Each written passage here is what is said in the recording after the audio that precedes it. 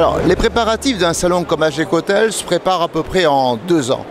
En 2 ans parce qu'il faut d'abord définir une date, un thème et surtout commencer à réfléchir sur les chefs que l'on va inviter.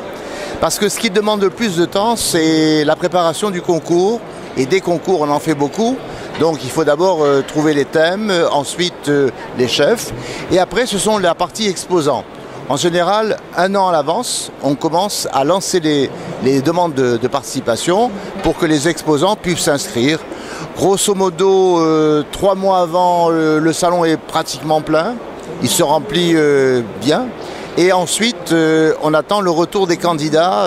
Ce qui est le plus difficile, c'est avoir les candidats, surtout être sûr qu'ils vont venir, avoir leurs recettes, faire la sélection. Et après, c'est le dernier mois, c'est le rush, où il faut absolument parler de tout, tout prévoir. Mais hélas, on ne prévoit pas tout, donc il faut toujours être là, vigilant sur le pont, pour que le salon se déroule bien. Donc 2 ans de travail pour 4 jours. On a refusé cette année des exposants et on a diminué certaines surfaces parce qu'on ne pouvait pas satisfaire tout le monde.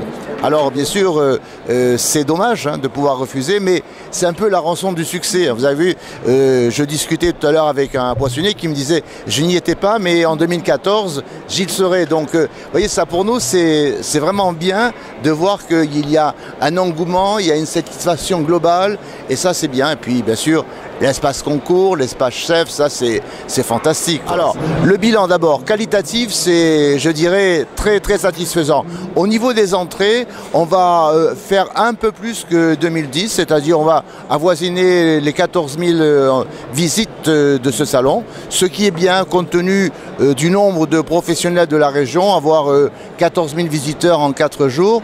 Pour nous, c'est un succès parce qu'il faut bien savoir que ce qui compte avant tout, ce sont les contacts. Les exposants, ils ne nous disent pas combien de visiteurs avez-vous fait, ils vous disent j'ai fait 30 contacts, 100 contacts, 200 contacts, parce que c'est ce qui va générer de chiffre d'affaires pendant 2 ans. Donc, et je peux vous dire que les contacts sont fort nombreux parce que la clientèle a été de qualité. Grosso modo, c'est à peu près 70% le maritime, 10 à 15% le Var, et après le reste, un peu de tout, les Italiens, qui sont venus Italiens. Et ensuite, plus on s'éloigne, et naturellement, plus le taux diminue.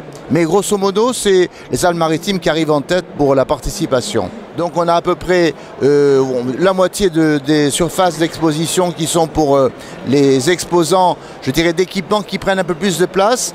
Et l'alimentaire prend un peu moins de place, mais comme il y a tous les concours, en gros, ça s'équilibre entre les 2 secteurs. Et c'est ce qu'il faut parce que c'est pas un salon de métier de bouche ni d'équipement. C'est un salon où on trouve de tout. C'est un salon à taille humaine, comme j'aime bien le dire, parce que contrairement à d'autres salons de ce type, le fait d'avoir cette ambiance, ce climat, vraiment la taille humaine. Et ça, c'est très bien, quoi.